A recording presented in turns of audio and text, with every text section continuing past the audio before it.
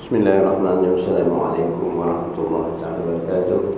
Alhamdulillah, syukur kita kepada Allah Subhanahu wa taala dengan taufik dan hidayah kita dapat bersama juga di seluruh ini malam ini.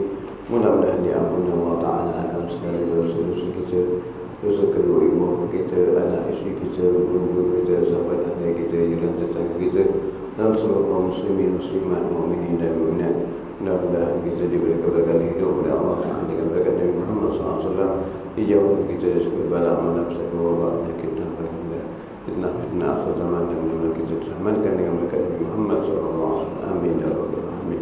Al-Fatihah. Assalamualaikum warahmatullahi wabarakatuh. Ajma'in.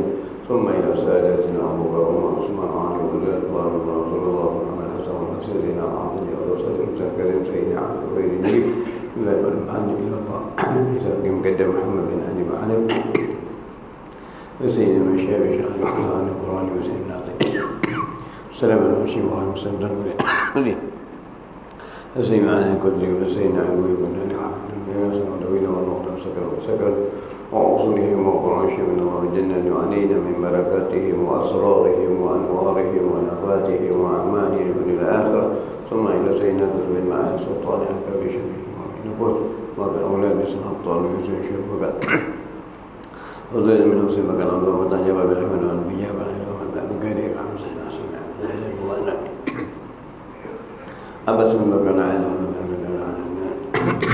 باكر محمد علي وجاب على الله المسلسل حدوثه وأوصلهم وقرنشهم من الله الجنة وعلينا من بركاتهم وصالحين آخر ثم كتب على سرارك الشفيع ثم يسير وجههم سير سلم وسلم وضع بعض ونبات الشباب بلاد ولا الأشياء الباطل وجوب علي محمد بن القادر شباب الشهام قريب كتب الحسين حكم أنه الله ومن الله بن محمد محمد حين أمر من القيم بن أحمد بن سيدنا حبيب الله بن شاطئ سيدنا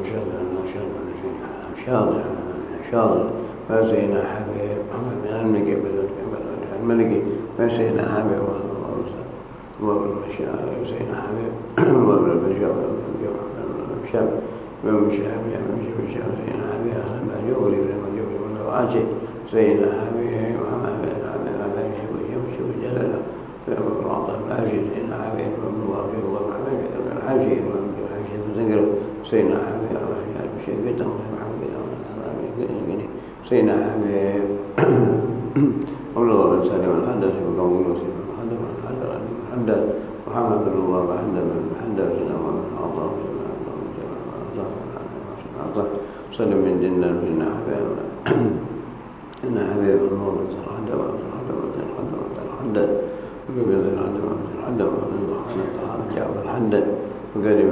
سيدنا شو لا يبالغ شباب ما يصون برامج الآخرة ثم إلى ودينا بكم أمته خاصة عامة وصلنا من أمر المسجد الرسول في الآخر عافية على أهل يوم أن يأتي صالحة وإلى هذا الفاتحة. الحمد لله رب العالمين الرحمن الرحيم مالك يوم الدين إياك نعبد وإياك نستعين صراط مستقيم صراط الذين أنعمت عليهم غير المغضوب عليهم ولا الضالين آمين. بسم الله الرحمن الرحيم الحمد لله رب العالمين والصلاة والسلام على سيدنا محمد وعلى آله وصحبه أجمعين ونصحبه من نبينا حزام سليم الحياة المكرمين. اللهم جمعنا بالعافية والسلام حققنا بالتقوى والاستقامة كسرنا لما بالحاء والملك والسلام ونصحبه من نبينا حزام سليم الحياة المكرمين. اللهم جمعنا بالعافية والسلام بالتقوى والاستقامة. اللهم اجعلنا بأنواع معرفتك واختارنا وسبحانه عليه بريك الصالح وتعالى رب بذكرك نسك الفتوح والمنوه والرسول والجسد والرهبة والتنسل ونسك من شرف الصفية وحبيبنا ورحمة الرحمين الرحمن الرحيم وصلى الله وسلم الحمد لله رب العالمين. اللهم صل وسلم وبارك عليه وعلى آله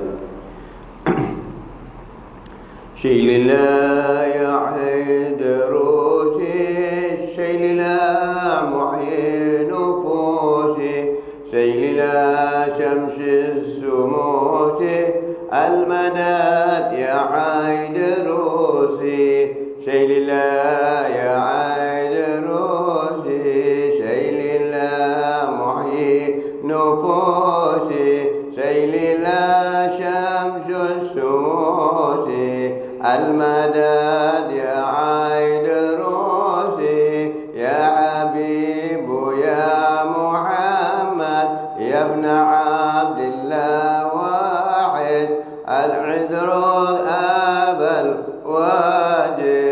المدد يا عيد روشي سيل الله يا عيد روشي سيل الله محيي نفوسي سيل الله شمس الشموس المدد يا عيد روشي اكفنا شر الملائن أنصر الشياطين بادروا أحلى البرائن المدد يا عيد روشي سيل الله يا عيد روشي سيل الله محيي نفوسي سيل الله شمس الشموس المدد يا عيد روشي احمينا بابنا العشرة احميها من كل أطراف هاتها من قاف إلى قاف المدد يا عيد روشي سيل يا عيد روشي سيل الله محيي نفوسي سيل الله شمس الشموس المدد يا عيد روشي أيها الإخوان حيا واشربوا كأس الحمية ثم قولوا حيا حيا المدد يا عيد روشي سيل الله يا عيد روشي سيل الله محيي نفوسي سيل الله شمس الشموس المدد يا عيد روشي وصلاة الله سرمد وسلام الله على أحمد صاحب الحوض المبارك المدد يا عيد روشي سيل الله يا عيد روشي سيل الله محيي نفوسي سيل الله شمس الشموس المدد يا عيد روشي وعلى آل كرام وعلى صحب العظام مع مزن الغمام المدد يا عيد روشي سيل الله يا عيد روشي سيل الله محيي نفوسي سيل الله شمس الشموس المدد يا عيد روشي اللهم صل وسلم وبارك عليه وعلى آله بسم الله الرحمن الرحيم نويت التعلم والتعليم والتذكر والتذكير والنفع والاستفادة والحث على التمسك بكتاب الله وسنة رسوله ودعاء إلى الهدى ودلالة على الخير وابتغاء وجه الله ومرضته وقربه وثوابه ولا حول ولا قوة إلا بالله العلي العظيم صلى الله على سيدنا محمد النبي الأمي وعلى آله وصحبه وسلم والحمد لله رب العالمين بسم الله الرحمن الرحيم سبحانك علم لنا إلا ما علمتنا إنك أنت العليم الحكيم رب الصاد والسلام بسم يقول قول أما بعد kesulat 52 kesulat 52 tentang menjaga berhala. Bismillahirrahmanirrahim. Qala radhiyallahu ta'ala wa nafa'ana bid dunya wal akhirah.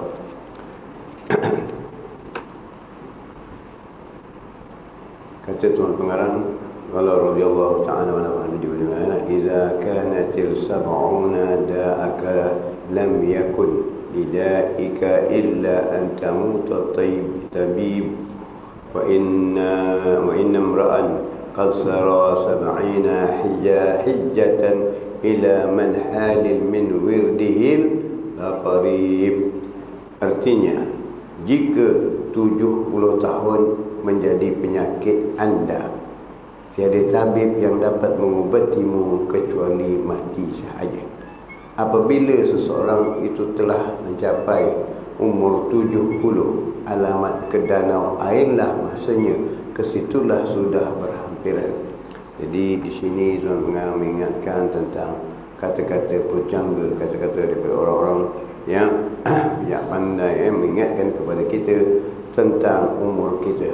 Jadi kalau umur kita telah meningkat, yang kita dah bincangkan minggu yang lalu, kerana umur yang telah melebihi 70 tahun, itu anugerah yang amat baik dari Allah Subhanahu Wa Taala. Boleh katakan anugerah yang istimewa Allah Taala kepada hamba-Nya, diberikan kepanjang umur, apalagi di dalam kesihatan, keafiatan dan sebagainya. Dan kalau diberi cobaan dalam penyakit sebagainya, itulah yang nak dipikirkan. Maknanya telah sampai keadaan umur begitu, kehampiran kita dengan Allah Subhanahu Wa Taala, akan kembali kita kepada Allah Subhanahu Wa Taala. Jadi umur yang dah begini, apa lagi yang perlu kita cari? Apa lagi yang nak kita utamakan? Apa lagi yang kita nak kejar? Apa lagi yang kita nak dapatkan? Kedudukan, pangkat, kuasa, pengaruh dah tak ada lagi. Persiapanmu sahaja untuk kembali kepada Allah. Kita diberi panjang umur, diberi kesehatan, kita bangga. Oh, kita boleh berobat lagi, mampu, masih ada kemampuan untuk berobat. Ya, berapa lama lagi untuk kamu berobat? Berapa lama lagi kekuatanmu yang akan Allah berikan? 70 peringatan. Kalau sihat, alhamdulillah. Kalau sakit, lebih beringat-ingat lagi. Sihat, lakukan amal soleh yang banyak. Kerana umur yang sesisi ini, kita ambil peluang untuk melakukan kebaikan.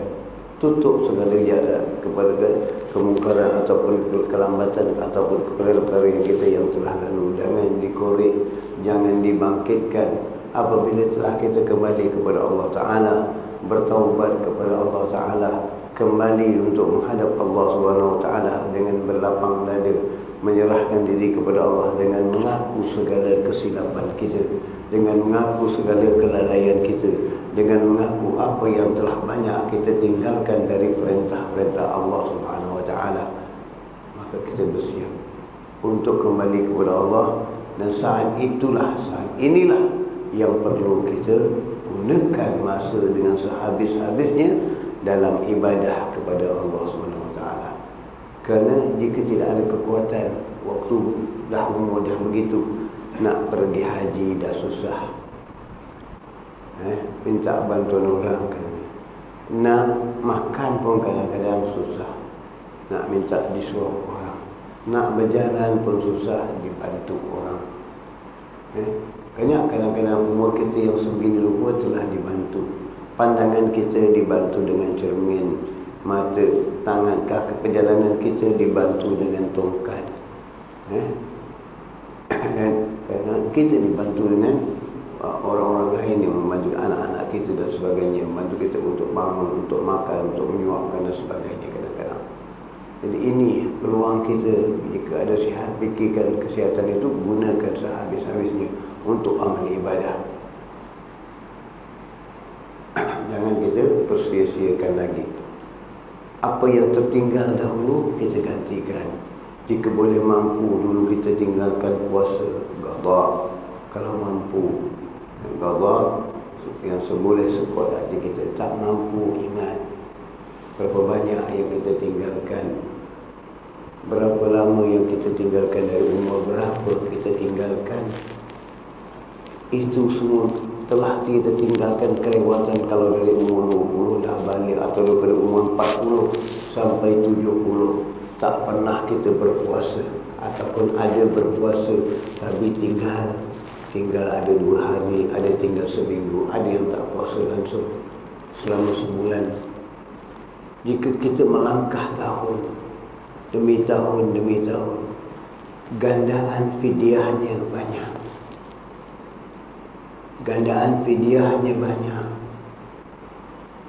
Kerana apabila melebihi tahun, kita wajib membayar fidyahnya, iaitu gantikan setiap hari dengan secupak beras.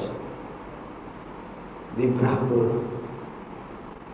Tapi dalam keadaan umur yang begini, kita punya uang, sakit nak berubat, nak itu, nak untuk kebaikan diri sendiri, untuk kepentingan diri sendiri. Tapi yang kita tinggalkan 20 tahun yang lalu tidak berpuasa, masih kita punya kemampuan, kita tidak bayarkan untuk orang-orang miskin. Itu fidyah untuk orang miskin. Di mana kita hak mereka besok berhak untuk tuntut kepada Allah Subhanahu Wa Taala. 20 tahun yang lalu tak puasa, ditinggalkan berapa bulan, berapa hari dan sebagainya, diqada, puasa wajib qada, fidyahnya wajib diteruskan, dibayarkan kalau melangkah tahun. Habis kita punya uang ke sana kemari, ke Honolulu, ke Cirebon, ke Borobudur, bukan Borobudur. Jadi ada tempat orang Hindu, Borobudur lah. Kalau Borobudur lah, ini dia. Dan ini masa kita yang telah kita habiskan. Jadi hak orang miskin kita mesti ingat ada di situ lagi yang boleh mereka tuntut di yaumil qiyamah lagi. Jika kita orang yang mampu, kalau kita tak mampu, kita berserah kepada Allah Ta'ala. Tanya kepada ulama bagaimana jalan untuk kita membayar dan menyelesaikannya kalau kita tidak mampu. Tapi kalau kita mampu, selesaikan fidyah itu. Selesaikan. Di samping zakat lain, fidyah ini yang kita tinggalkan. Sembahyang tak boleh dibayar dengan fidyah. Qada kalau kita mampu. Qada tak boleh sembahyang duduk, habis sembahyang berdiri duduk. Yang kita lakukan untuk menebus balik kesilapan-kesilapan yang telah lalu. Alhamdulillah dengan umur yang begini Allah beri untuk diberi peluang kita menutup segala kesilapan-kesilapan yang dulu. Dan mudah-mudahan kita dipanggil Allah dalam keadaan yang paling baik sekali. Inilah peringatan Tuan Pengarang. Bila umur dah 70, bermakna kamu dah lebih dekat dengan danau, lebih dekat dengan kehampiran dia. Itu kata orang tua, kata orang Melayu, umah dah kata pergi, kubur dah kata mari, hari dah mula senja, gelap dah mula masuk. Jadi apa lagi? Takkan kita nak berpesta? Jika kita nak berpesta, mengubahkan masa, berhabis masa dengan berpesta, dengan menghayal-hayalkan masa yang berebut-rebut segala kedudukan perkara dan sebagainya. Bukan masa itu lagi. Bukan masa itu lagi. Apa yang kita kejarkan, apa yang kita dapat dari pangkat yang kita dapat, apa yang kita bawa ke dalam kuburan, tak ada. Yang kamu bawa kain putih juga, yang kamu bawa amanmu juga, kamu punya pengaruh, banyak penyokong, banyak apa yang datang menziarahimu, benar menghantarmu di ke lubang kubur, mereka tak masuk bersama-samamu di dalam kubur. Mereka yang mengatakan saya berjuang untukmu, saya mempertahankan, tahan apa? Kamu masuk dalam kubur, dia masuk dalam kubur, tahan dia. Tak ada. Tak ada yang dipertahankan. Isteri yang sebantal dengan kita pun tak ikut sama masuk dengan kita. Tak ada. Jadi apa yang ada pada dunia ini? Dunia ini hanya sementara, tipu daya yang sebenar-benarnya. Mata'ul ghurur. Allah Al-Quran Karim. Dunia la'ibun, tempat permainan sahaja. Sandiwara yang kita perbentangkan, sandiwara kehidupan kita. Dan apa akhir kesudahan sandiwara itu? Adakah akhir sandiwara itu kita berdapat dalam keadaan yang gembira, mati dalam husnul khatimah, atau sandiwara itu berakhir dengan cucuran air mata? Yang mana kita dilihatkan oleh Allah Ta'ala terkata akhir umur kita di tempat kita di Jahannam. Tiap-tiap orang yang akan meninggal dunia, waktu nazaknya pasti dibukakan Allah tempatnya di mana. Mereka akan melihat tempat mereka. Jika tahu tempat mereka di tempat yang baik, mereka bergegas kalau boleh malaikat yang datang cepat ambil. Jika mereka tahu tempat mereka itu, mereka seperti orang yang mau lari, tapi dah tak ada tempat untuk lari lain. kematian tetap akan menjemputmu. Kematian akan tetap memanggilmu. Cari dari zaman Adam, siapa manusia yang kekal selama-lamanya hidup? Belum ada. Rasulullah meninggal dunia, Nabi-Nabi Allah meninggal dunia, Aulia Allah meninggal dunia, semuanya meninggal dunia. Semuanya dah kembali menghadap Allah Subhanahu Wa Taala. Tunggu giliran kita yang akan dipanggil. Bila kita akan dipanggil? Jadi dengan panggilan itu apa kesiapannya yang kita akan bawa, yang kita akan bekalkan dengan kita. Inilah Tuan Pengarang memesankan kepada kita. Kemudian kata Tuan Pengarang lagi, wa ma sahibul sab'ina wal ashru ba'daha bi aqrabiya yaqrab mimman hanat kathu qawabil walakinna amalan yuallimuha al-fata wa fihinna lirajina haqqul wal batil. Orang-orang yang berusia 70-an dan dah sampai pada 80-an, serupalah dengan bayi kecil yang sedang ditimbang oleh tok bidan. Semuanya cita-cita yang diharapkan oleh si tua uban. Malang apakah yang diceritakan itu bukan semuanya benar, tetapi ada yang angan-angan. Jadi kadang-kadang umur 70 ni 80, kita dah kembali kepada budak-budak kecil. Ada yang perangai yang dah kembali kepada anak kecil, iaitu seperti nyanyuk dan sebagainya. Dan begitu juga dikatakan seperti ditimbang oleh tok bidan dengan penuh kasih sayang. Tok bidan menimang kita waktu kita lahir. Cita-cita diharapkan oleh situ uban dan mengharapkan apa yang diberikan, apakah kehidupan anak ini, bagaimana kehidupan anak ini. Malangnya apa yang diceritakan bukan semuanya benar. Jadi melihat anak yang dilahirkan itu, apa cita-citanya, dan apa angan-angannya. Jadi inilah apa yang kita cita-citakan apabila seorang yang kita apabila mendapat anak, isteri kita melahirkan anak, apakah cita-cita kita dahulu? Perasaan gembira tentu ada, tenang. Setelah anak itu ditahnikkan, setelah anak itu, apakah cita-cita seorang ibu ayah kepada anak itu? Tak lain nak jadikan anak itu yang baik, yang bahagia dan bercita-cita tinggi. Apa cita-citanya? Menjadikan anak ini seorang profesor, seorang doktor, seorang engineer dan sebagainya. Cita-cita orang tua mengharapkan. Begitu diharapkan anak ini dibantu dengan pelajaran, anak ini dikejarkan, dihantar ke mana-mana. Kalau sekolahnya dihantar tuitionnya, tak faham ini diambil guru datang ke rumah. Dibayar lagi. Berapa kali dipanggil guru tuition itu, ini sanggup dibayar. Janji anak itu lulus dalam peperiksaan. Anak itu lulus mendapat markah cemerlang. Itu harapan ibu dan ayah. Jika anak itu gagal, tak berjaya, atau anak itu tidak berperangai elok, mereka akan mengatakan, telah kami lakukan dan kami besarkan kamu dalam keadaan penuh kasih sayang dan perbelanjaan yang banyak. Inikah balasanmu kepada kami? Kerana kita tanamkan cita-cita kita untuk dunia kepada anak kita. Kita tanamkan cita-cita mereka itu tidak memikirkan tentang agama dan akhlak untuk mereka. Sebab itulah Nabi mengatakan, tiap-tiap anak yang dilahirkan, ibu bapanya yang akan mencorakkannya, sama ada jadi Majusi, Yahudi atau Nasrani. Inilah coraknya. Jadi kamu bercita-cita untuk dunia, inilah coraknya. Jadi kalau anak tidak kerti menghormatmu di masa akan datang, jangan kamu marah. Sebab cita-citamu untuk mendidiknya mengejar kepada keduniaan. Kamu tidak melantiknya, mendidiknya untuk kepada keagamaan. Seorang jadikan anak seorang yang soleh. Ini anak dihantar ke sekolah agama, sekolah-sekolah yang madrasah. Apa akan tujuannya? Apa akan dapat daripada madrasah? Tak ada apa. Tak ada apa yang akan dapat, apa yang boleh dibuat dengan madrasah. Ini yang mereka pertikaikan.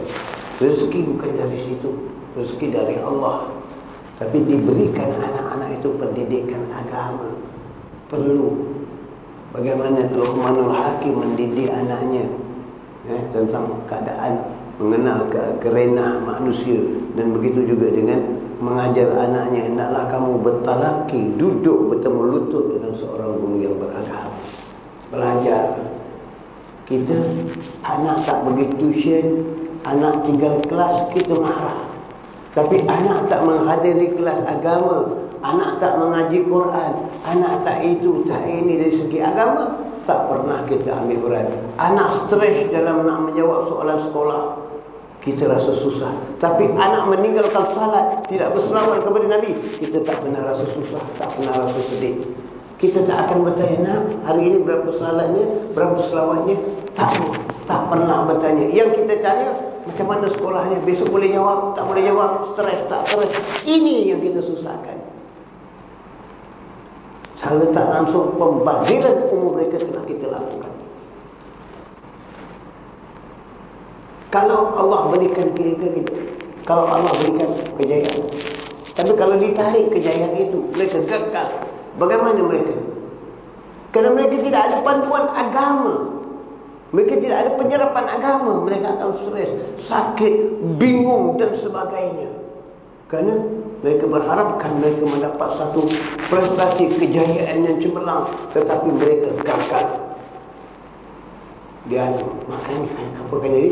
Mereka jadi orang yang berputus asa. Ini yang akan terjadi. Mereka jadi orang yang stres.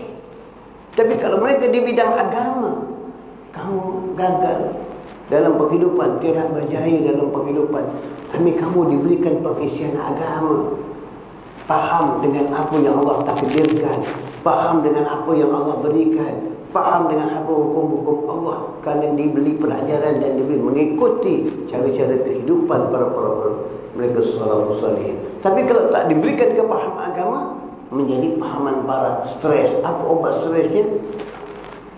Ini yang terjadi hari ini. Mereka lupa tentang pendidikan agama. Mereka berani seolah-olah sekolah itu mesti lulus dan berjaya. Sekolah itu mesti lulus dan berjaya. Sedangkan berapa banyak mereka yang menghadapi kegagalan. Inilah dia. Jadi maka kita orang tua yang mencurahkan anak-anak kita, bagaimana keadaan mereka dalam pelajaran mereka. Pertama, tumpukan pelajaran agama. Sebab itu lihat para solihin yang dahulu, bagaimana mereka mendidik anak-anak mereka dalam menerap dalam perjalanan agama. Mereka tak pernah gentar dan susah dengan rezeki. Yang hari ini kita takut dengan rezeki. Oh, kalau anak ini tak pelajaran tinggi, tak dapat kerja yang baik, nanti kerja tak ada. Rezekinya bagaimana? Hidup tak senang, tak mewah. Ini yang kita punya pandangan. Kita lupa yang takdir rezeki itu ditakdirkan oleh Allah. Allah yang mengatur rezekinya. Tapi kita lupa. Oh, jika tidak ada pelajaran tinggi, nanti tak dapat pekerjaan yang baik, susah. Hari ini berapa banyak yang berpendidikan tinggi masih jadi penganggur. Masih jadi penganggur. Dan kalau pendidikan tinggi yang pandai, terlalu pandai sangat, maka jadi penipu, jadi putar alat, pembelit, scammer dan sebagainya. Minta maaf cakap, mencari harta dengan jalan yang mudah dan mengambil hak orang tanpa segan silu, seolah-olah mereka rasa tak salah menipu dan mengambil hak orang.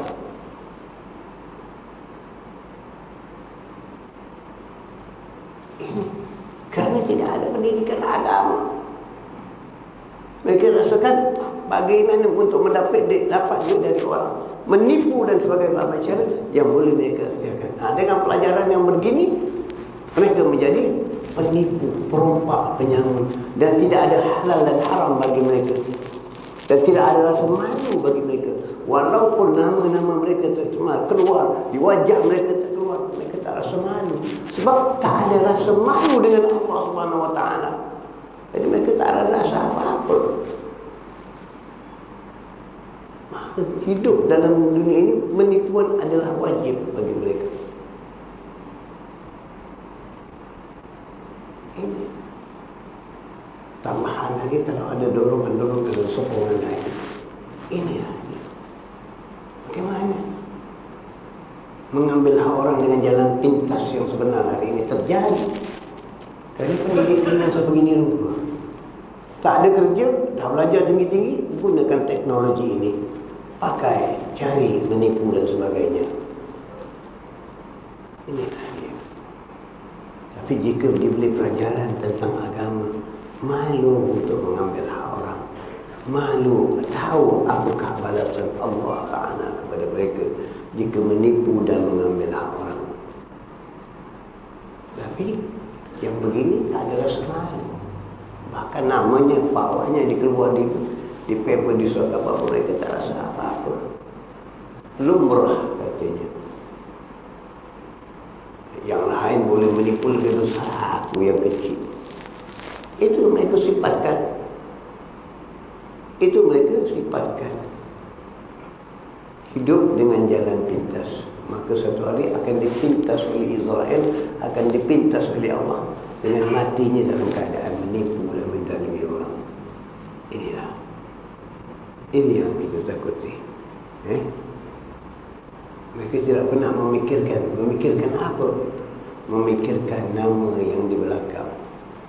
Oh, ini anak siapa? Si fulan, ini ayahnya si fulan, ibunya si fulan. Mereka tak rasa malu.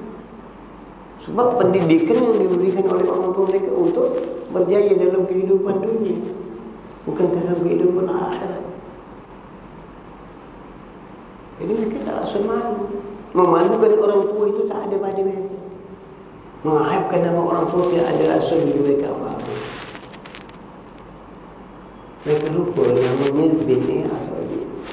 Mereka lupa. Tak rasakan maruahnya orang tua itu, apalagi orang tua dah di dalam kubur.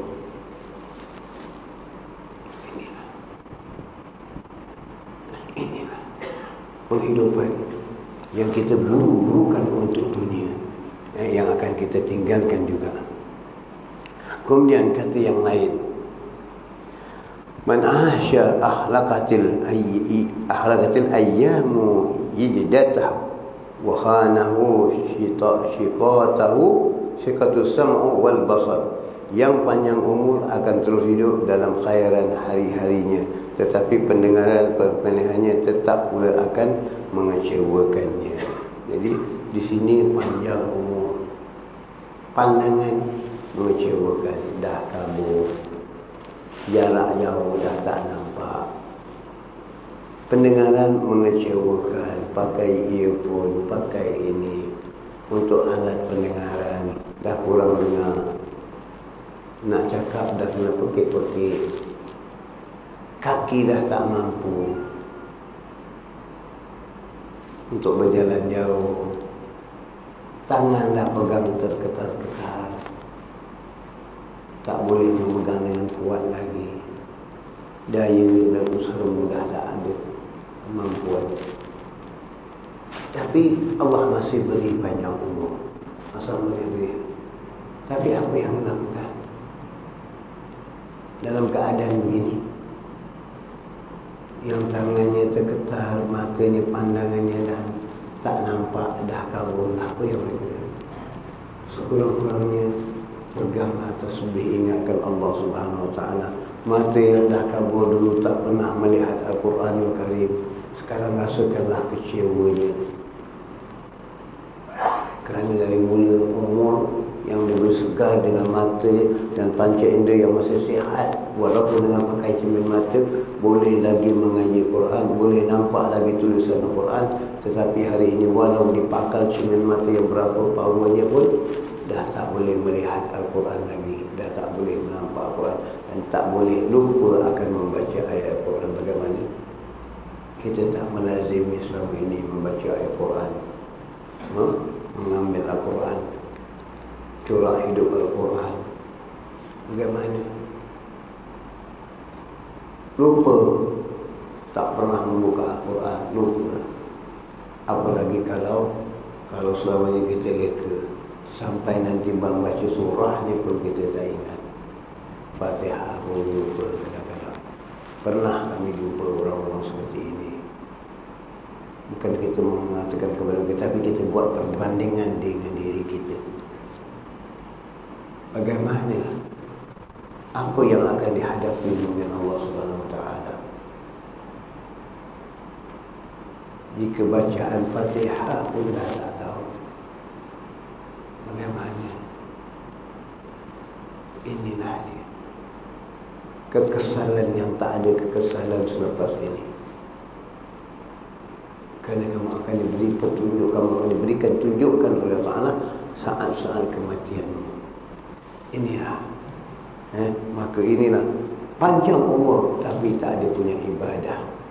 Allah memberikan panjang umur untuk kamu ibadah. Maka jika kamu orang yang ibadah, Allah malu untuk menyiksamu. Allah malu untuk menyiksa orang-orang tua.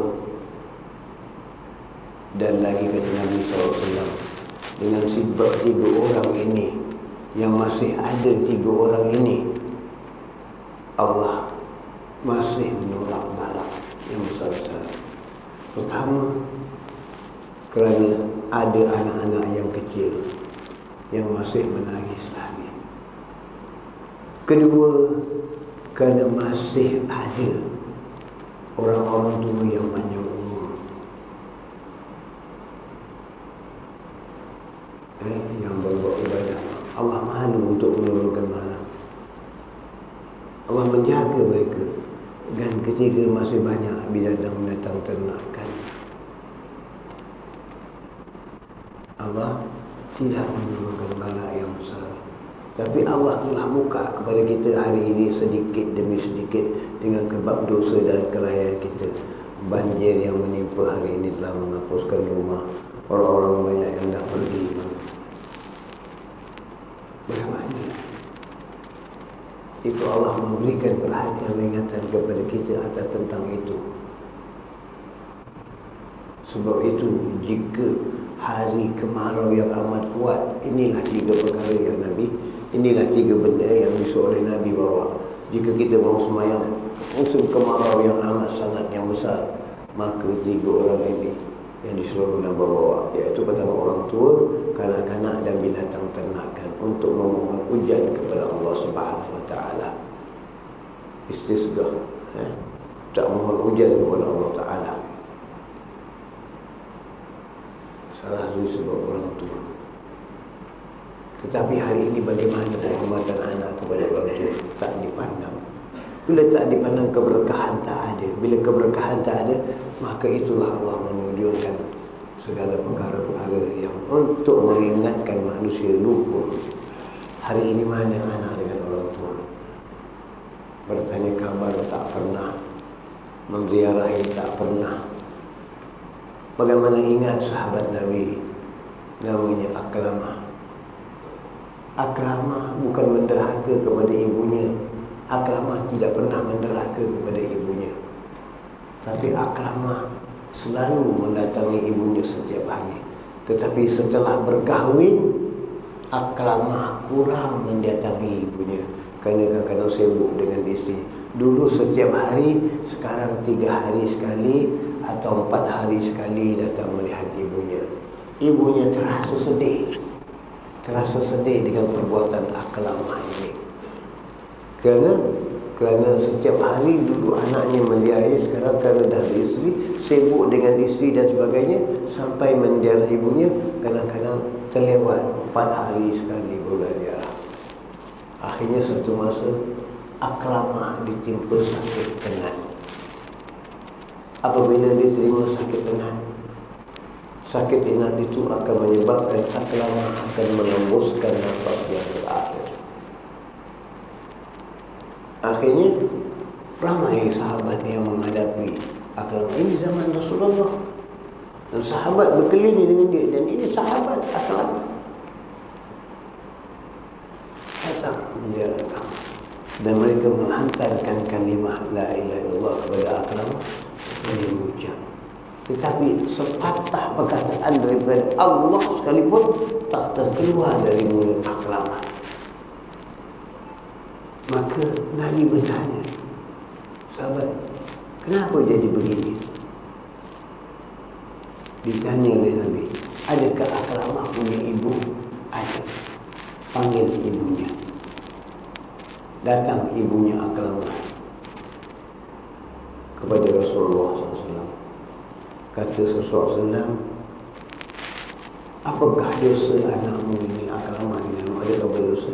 Ibunya menceritakan, kerana bukan menderhaka, bukan apa, cuma kurang menziarah ibunya. Dulu tiap hari, sekarang 4 hari sekali. Begitulah, terlalu kurang masa dengan ibunya, menyebabkan ibunya berasa sedih dan tak meredai Akramah. Tak meredai Akramah. Maka Rasulullah mengatakan, itu dosanya Akramah. Kamu maafkan dia tidak? Tak mau maafkan. Ini Akramah dah tak boleh bujang. Maafkanlah anakmu supaya dipermudahkan.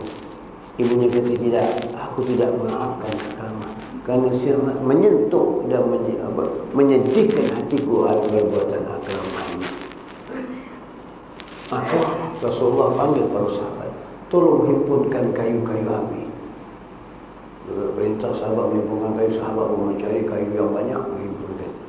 Apa yang kau nak buat ya Rasulullah dengan kayu ini? Aku akan menghidupkan api dan aku akan mencelampakkan Akramah ke dalamnya, kata Rasulullah.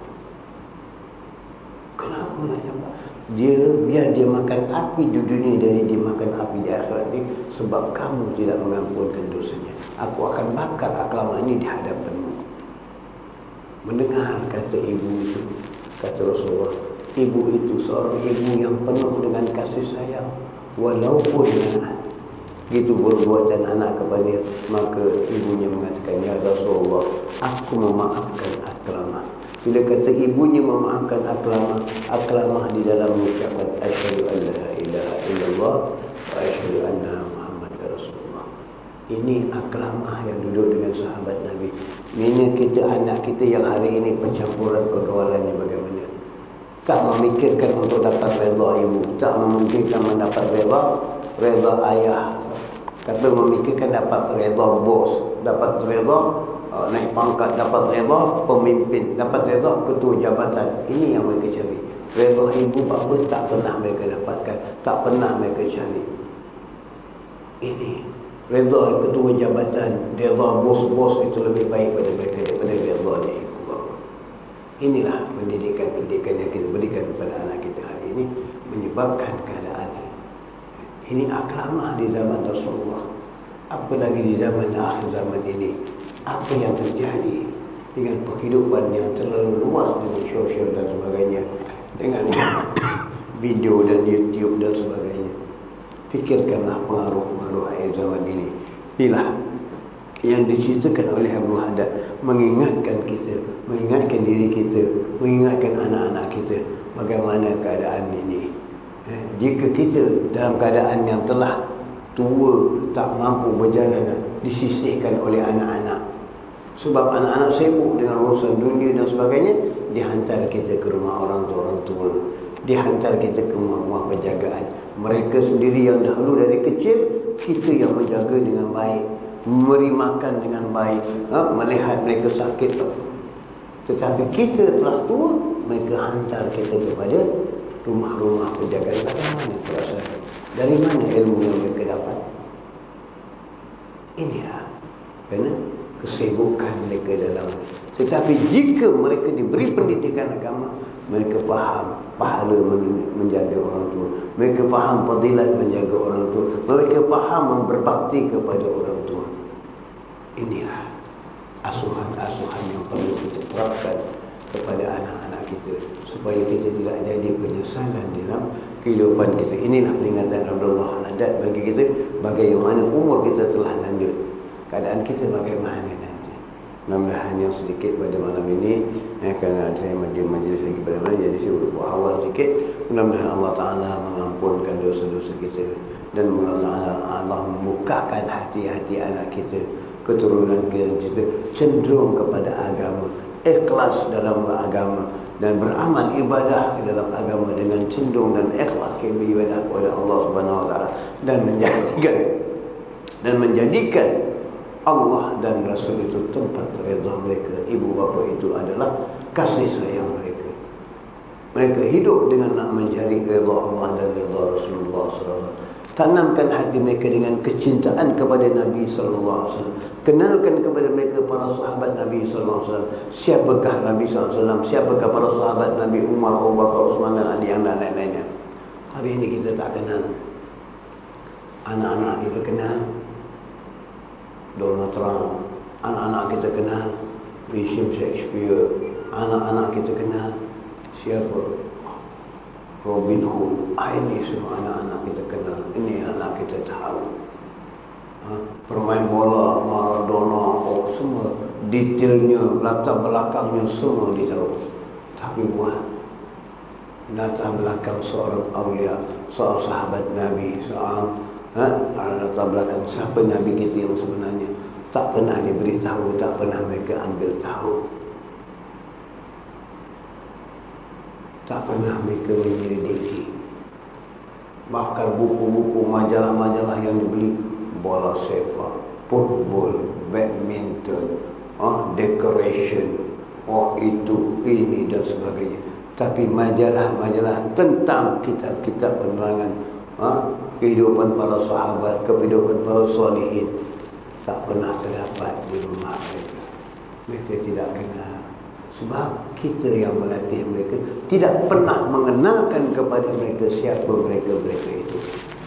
Maka saya beritahu sedikit ya.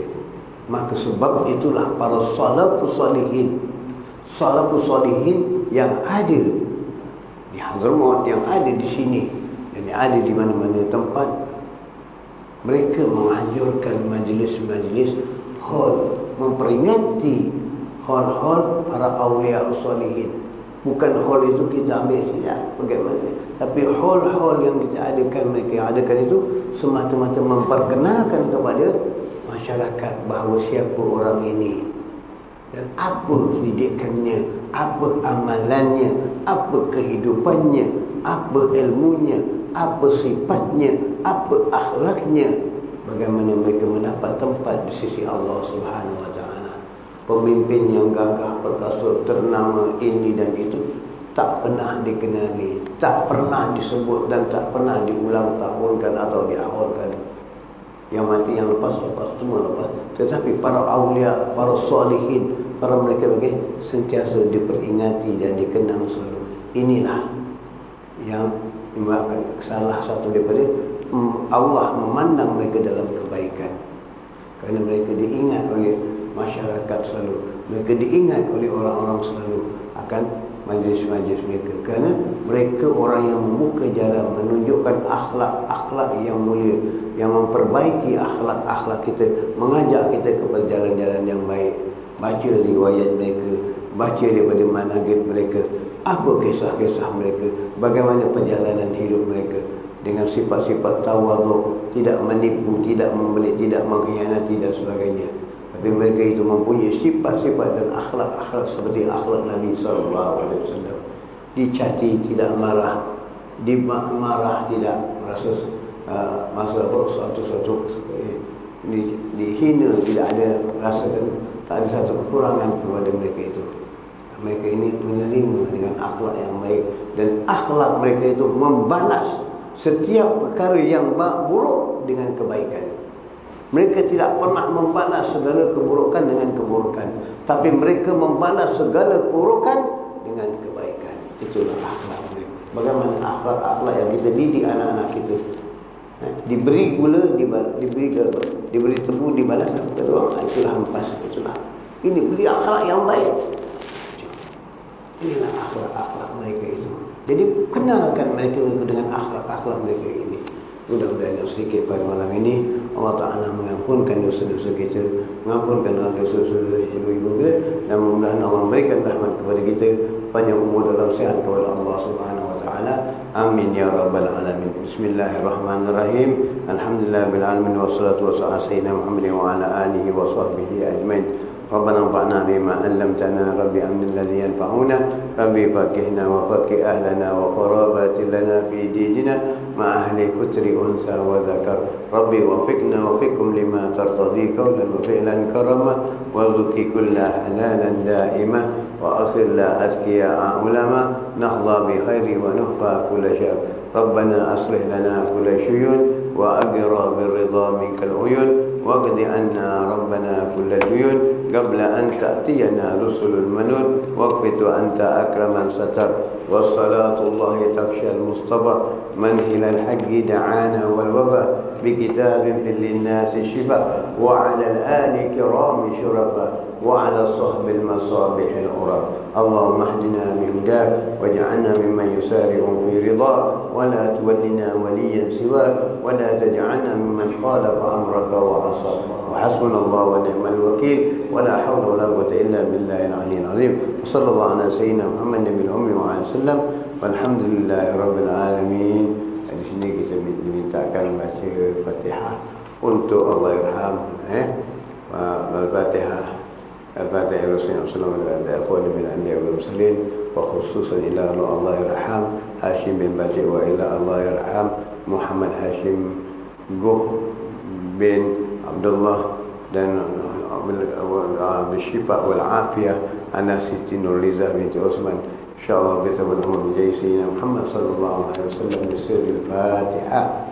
الرحمن الرحيم الحمد لله رب العالمين الرحمن الرحيم مالك يوم الدين إياك نعبد وإياك نستعين عليهم يا ربنا ترفنا بأننا ترفنا وأننا أسرفنا على لظى أشرفنا فتب علينا توبة تغسل كل حوبة واستر لنا العورات وآمن الروعات واغفر لوالدينا ربي ومولودينا والأهل والإخوان وسائر الخلان وكل ذي محبة أو جيرة أو صحبة والمسلمين أجمع آمين ربي فاسمع فضلا وجودا منا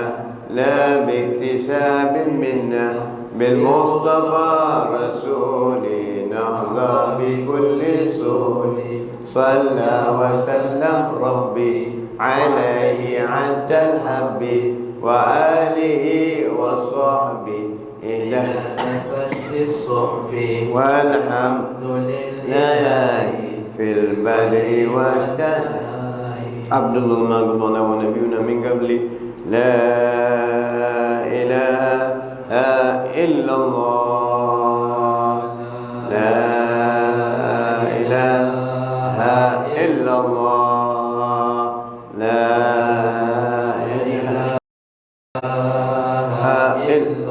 محمد رسول الله صلى الله عليه وسلم كلمة الحق عليها نحيا وعليها نموت وعليه من إن شاء الله تعالى ألا ننظر برحمتك يا أرحم الراحمين اللهم ثبت بها في قلوبنا واغفر بها ذنوبنا وأصلح بها شؤوننا ويسر بها أمورنا وانفعنا بها يوم لا ينفع مال ولا بنون إلا من أتى الله بقلب سليم بسر الفاتحة.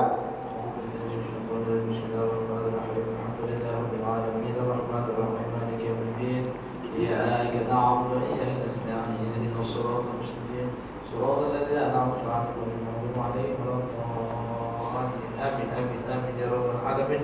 ربنا تقبل دعاءنا إنك أنت السميع العليم وتب علينا إنك أنت التواب الرحيم. دعوهم بها سبحانك اللهم وتحيهم بها سلام وآخر دعواهم أن الحمد لله رب العالمين. تقبل الله ومنكم. الحمد لله. masih diucapkan yang mulia Habib Muhammad Abdul Atas. InsyaAllah kita bersama lagi dalam minggu yang akan datang. Doakan mudah-mudahan Habib disediakan kesempatan yang baik dan yang umur terus dalam mengajar di ibadah kita. Sekian, bila Assalamualaikum.